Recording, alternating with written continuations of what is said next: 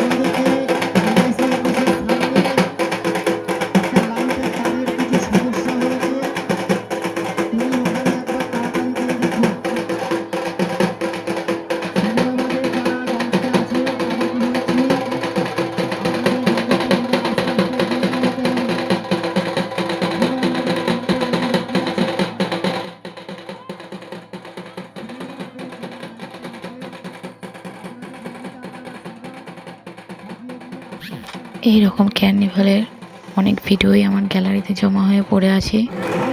সবগুলো তো একবারে ছাড়া সম্ভব নয়, তো একটু একটু করে তোমাদের মধ্যে আমি শেয়ার করব, দেখবে তোমাদেরও ভালো লাগবে।